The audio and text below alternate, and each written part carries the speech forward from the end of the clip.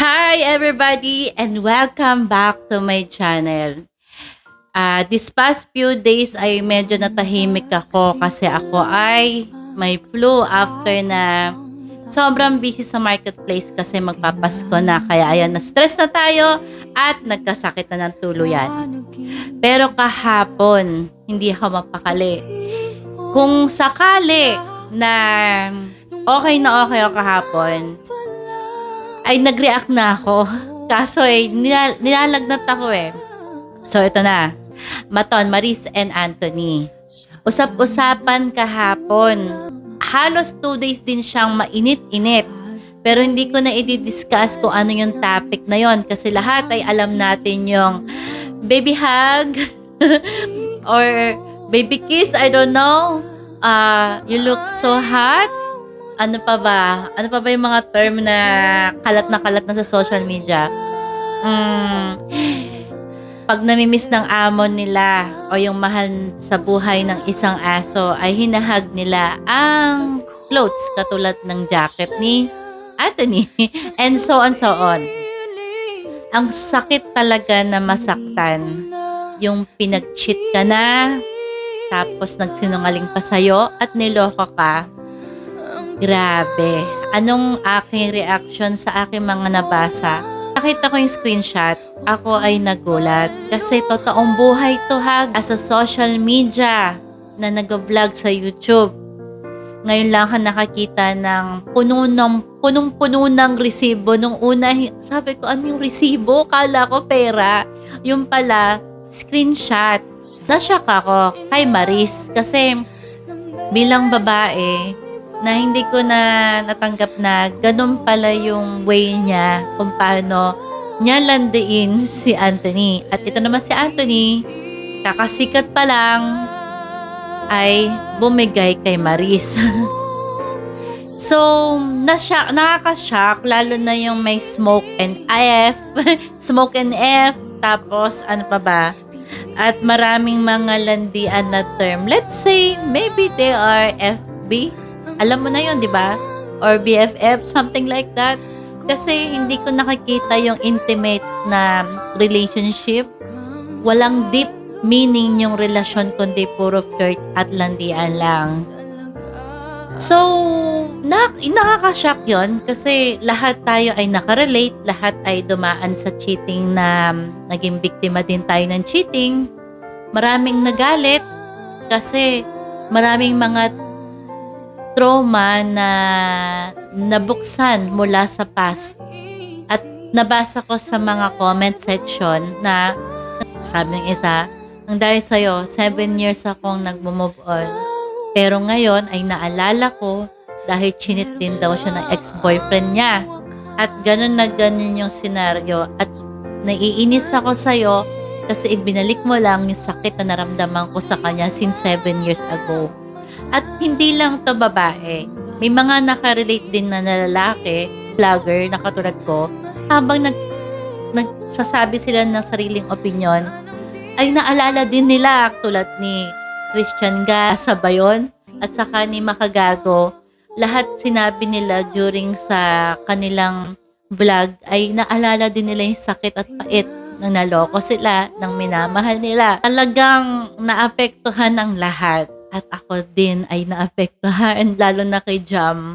Tama ba yung ginawa ni Jam para mag-show ng SS?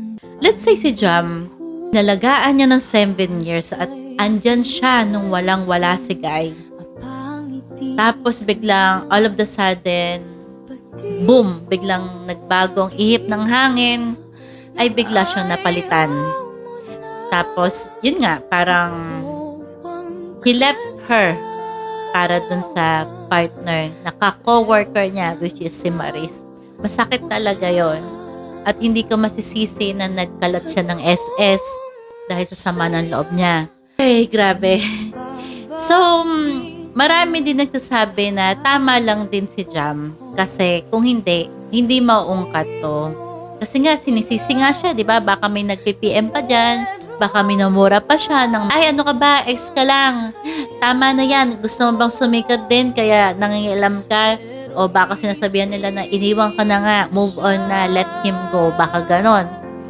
Alam mo yung mental health, pag yan ay nasasaktan ng isang tao at gustong mag-express ng kanyang damdamin, may mga taong dinadaan sa social media. Pero dalawang klase ng tao ha, kung gusto nila express. Let's say, let's go to Rico and Jam. Si Jam, ginawa niya, ini-screenshot niya yung SS. So, yun yung way niya. Kasi nasasaktan. Wala sa parang, alam mo yung parang sa sobrang sakit mo, wala kang sa katinoan na ayaw mo isipin kung ano yung tama at mali. Basta, para sa'yo, isisigaw mo lahat sa social media. Yun ang ginawa niya. Ito naman si Rico Blanco. Wala siyang ginawang iba, kundi the time na inamin ni Maris na wala na sila, gumawa siya ng bagong mix ng kisap mata. At doon niya dinaan ang sagot niya sa madlang people. Kumbaga, yung creativity ni Rico is na-inspired siya sa breakup nila at gumawa siya ng content. At ngayon ay 1 million views na siya. At mamaya ay re-react natin din yan. Yun yung way nila para i-express yung sarili nila through social media. Especially na nasa social media na tayo at lahat na ng tao ay content creator. I will go to way of Rico Blanco. Doon na ako kay Rico Blanco way. Tahimik lang, pero gagawa ng content through songs, making songs. Yung may storytelling, hindi yung sasabihin mo talaga na SS, ito, inis ako dito sa lalaking to kasi ito yung sinabi niya. Kung gusto mo mag-move on, express mo lang yung emotion mo. Pero pag ako ay nasasaktan, gumagawa ko ng nagko-cover song ako, or minsan ganito, storytelling, na may pagka-reaction, sinashare ko yung thoughts ko, yung expression ko, sa bagay na nakaka-relate ako. Tapos, pwedeng gawa rin ako ng spoken words or kanta. So, yun yung mga way of creativity ko. Pero at least, wala akong sinisirang tao doon. Nag-express lang ako ng emosyon. At, iba yung kay Jam eh. Yung kay Jam may SS eh. Pwede siyang makasuhan dyan ng, yun nga, yung Cyber Libel and Violation of Data Privacy Act. Kasi, it's a private message. At yung message na yon ay kinuha niya rin mismo sa ex-boyfriend niya na PM. At merong pangalan. Although walang naka-blurry lang yung picture. Pero it's really them. At syempre, nag-name drop siya dun eh. Na nasabi niya, Michael at saka Maris. Kasi Michael po yung pangalan ni Anthony. So, yun ang tawag niya dahil nasanay na rin si Jam na tinatawag niyang Michael ito nung hindi pa siya nasa showbiz. Yun yung sabi niya. Masakit talaga na masaktan. Masakit na gamitin ka. Masakit yung niloko ka. Yung parang alam mo na hindi pala ikaw lang. Si Maris at si Anthony, medyo nagalit din ako. Kasi normal lang tayong tao, 'di ba? Sabi ko nga sa inyo na pagdaanan natin yan, been there, done that. Pero nanahimik din tayo. Let's say na hindi pa kasal si Jam at saka si Anthony. Pero para sa akin na hindi na natin basihan kung kasal, may papel, 1 year ba kayo, 15 years, 7 years, wala na yun eh. It's depend on how deep is your relationship is. Kasi may 15 years pero mababaw. Pero kasal yon. Pero may 7 years mag-boyfriend, girlfriend, pero deep yung relationship. So, wala na tayo. Hindi na tayo based sa kasal, sa papel. Kung nasasaktan ka, nasasaktan ka. And it's really valid yung emotion and feelings na nararamdaman ni Jam. Kaya, naintindihan ko yung pagkalit niya ng social media kahit na hindi niya inisip yung outcome. Ang sakit na talaga magmahal, no? Kasi kung yung 15 years saka 20 years nagkakahiwalay at kasal pa, paano pa kaya mag-boyfriend ng mga 1 to 7 years, di ba? Si Maris, masama loob ko dyan eh, kasi iniwan niya si Rico. Ako, si Maris, papakasalan ko si Rico Blanco. Gusto ko lang na matahimik na mundo at peaceful. Rico Blanco na ako. Sorry guys, pero point of view ko to I'll go to Rico Blanco. Kasi si Rico Blanco, siya ang talento at talino ng River Maya. At kahit mag-isa lang yan, aangat pa yan kaysa sa lahat ng mga singer at mga banda. Hindi yan mauubos, walang mauumay kay Rico Blanco kasi Rico Blanco is Rico Blanco. Kahit Blanco yan, magmamarka yan. Saka, na-meet ko na si Rico Blanco. Hi Rico Blanco! Hello, I miss you. Na-meet ko na yan at sobrang first impression ko talaga sa kanya ay mabait. Alam mo yung simpleng lalaki, pero malakas ang appeal kahit mga lalaki ay gustong-gusto siya. Yung oras na pag nakikita mo siya sa personal, hindi siya mawawala ng kausap. Siya ay may angkin na magnet sa mga tao at lahat ng mga magagandang babae na sexy. Artistahin pa to Kitang-kita ko sa harap ng mata ko. Lahat sila ay humahanga kay Rico Blanco. Sila yung tamang tao. At tamang tao din ako. Alam ko yung nararamdaman na nasasaktan, nababaliwala, naloloko, nati-cheat. Yung nagsisinungaling sa'yo yung partner mo, kahit na nahuhuli na, alam ko yan Pwede naman pumorma sa ibang tao. Kung alam mong tapos na yung relasyon mo sa isa. Hindi dahil makikipaghiwalay ka, dahil may bago. Huwag ganun. Isipin mo yung totoong nagmamahal at nagbigay sa'yo ng suporta nung walang-wala ka pa. Yun ang unahin nyo Doon ako sa walang-wala ka, nag-iisa ka lang, hindi ka kilala. Minsan may problema ka pa, walang-wala ka, pero andyan yung tao para sa'yo. Yun ang piliin nyo. Hindi yung kung saan nasa top ka. Kasi yung mga nasa top na, tapos andyan na marami magkakagusto sa'yo, maraming lalapit, mawawala din yan pag nag-isa ka ulit. Kaya, kung may magmamahal man sa akin, doon ako sa kahit walang-wala ako, andyan pa rin. Kahit magtagumpay ako, andyan pa rin. Di ko iwanan yun. Ganun yun. Hindi porket sisikat ako, iwanan ko na ako sa taong hinihigit ako pataas at nung sikat na ako, andyan pa rin para sa akin. Di ko iwanan yun. Kasi ganun din ako Ganun din ako magmahal Wala, I don't look for status sa buhay. Kung titibok ang puso ko sa'yo, titibok talaga puso ko sa'yo. At pagsisilbihan kita, anong kailangan mo, gagawin ko para sa'yo. Kasi ganun kita kamahal. Kahit walang-wala ka, andito pa rin ako para sa'yo. Hanggang nasa top ka, andito pa rin ako sa'yo. Ganon. Meron namang ibang babae na let's say hindi pala nila alam na may partner.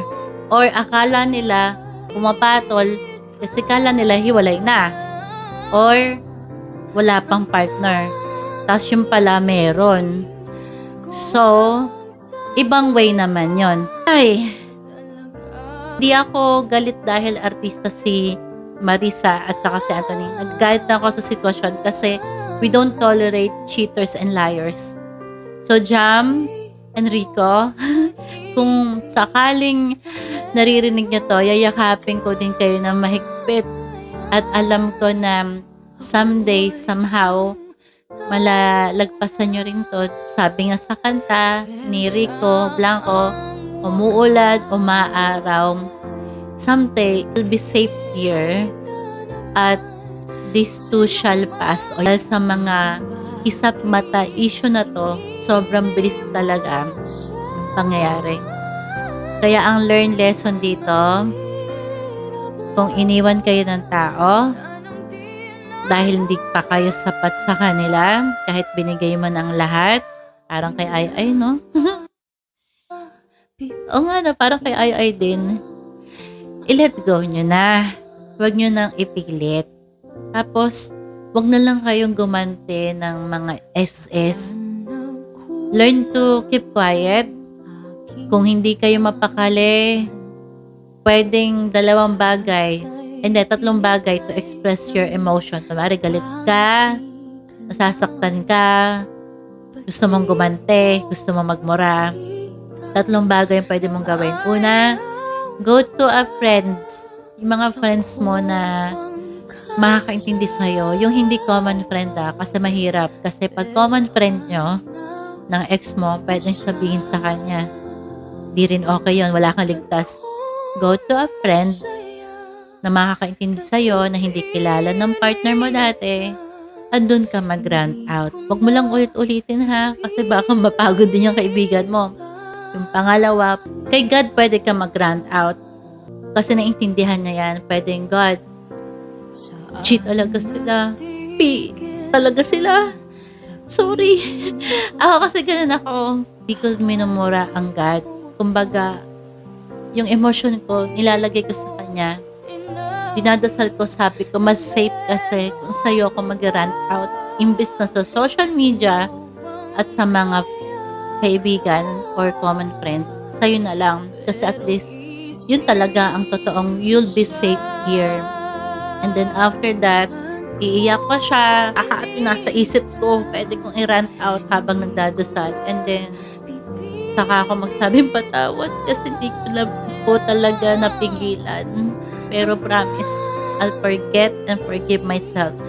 Please let me rejoice this feeling of being in pain. Kasi kailangan mong i-enjoy yan eh. Kailangan mong i-celebrate yung pain nyo.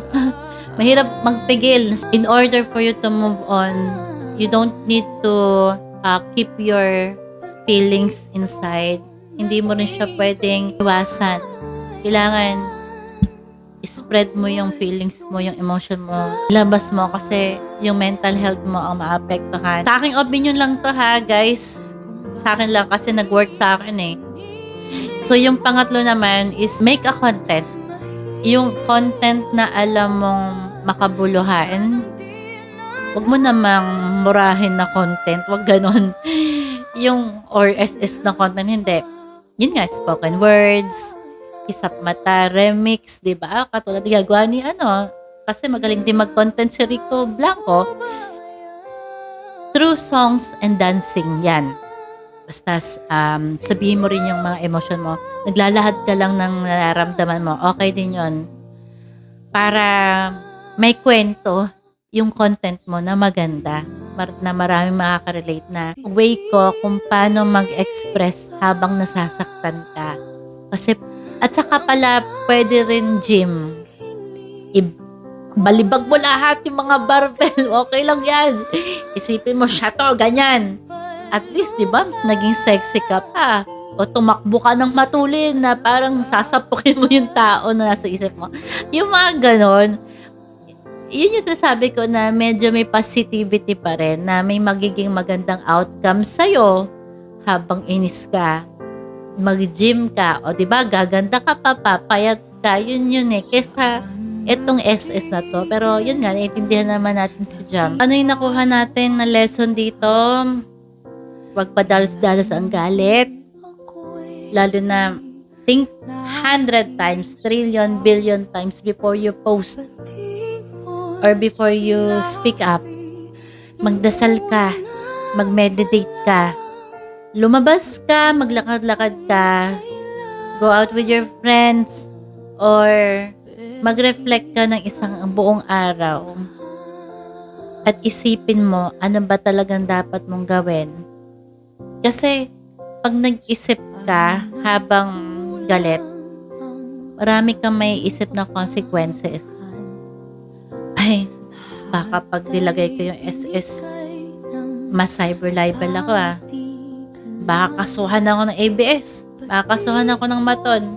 Yung mga ganun ba? Kasi mahirap talaga magsalita ng galit. Huwag natin gawin yun habang tayo ay galit. Mag-reflect ka, muni-muni, kumbaga, at magdasal ka.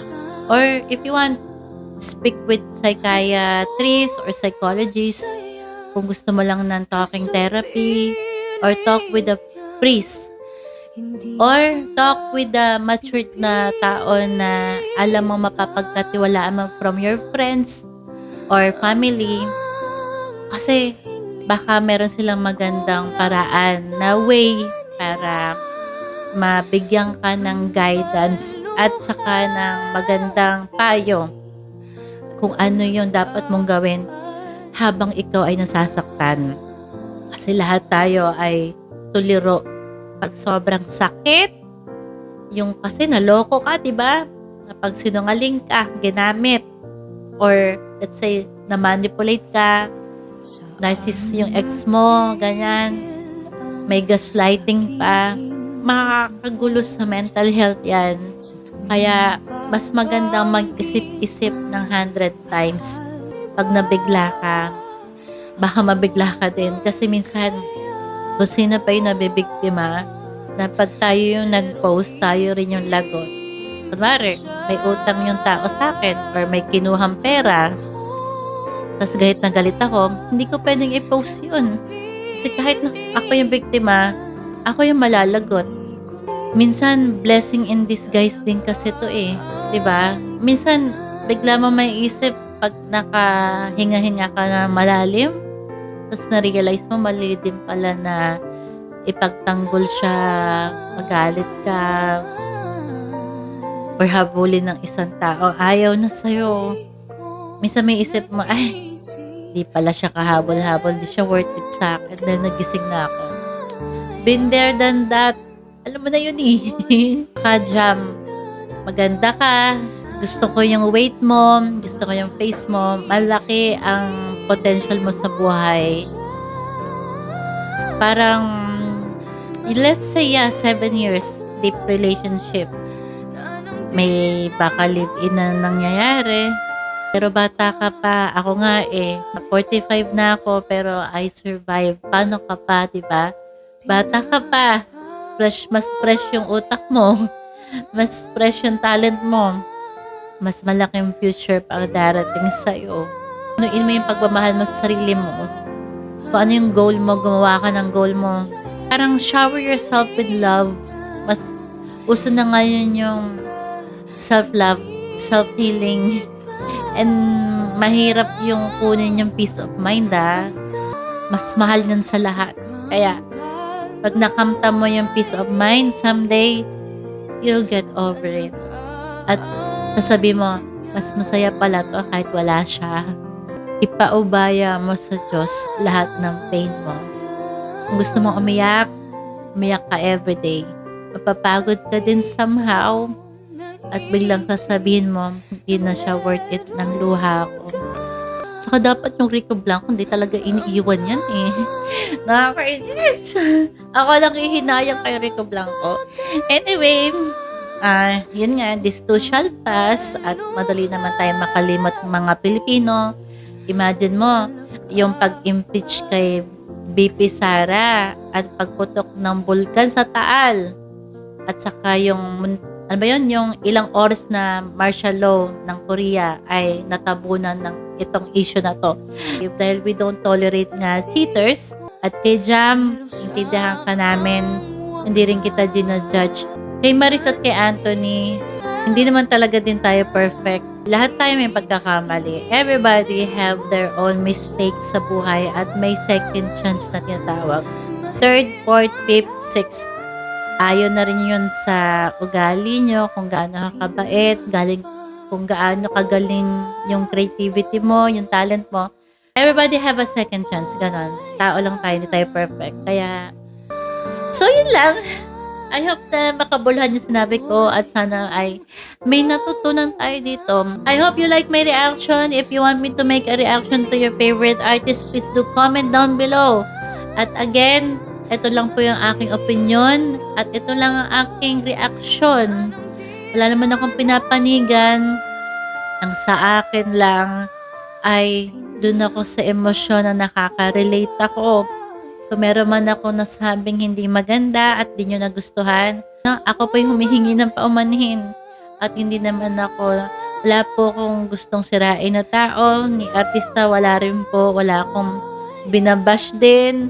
Wala akong pinapanigan. Doon lang po ako sa kung saan nakarelate yung sarili ko dating sitwasyon. Bye! Thank you and have a wonderful week. At mag-ingat po kasi uso na naman ang flu ngayon. Ako'y yung nauna pero siya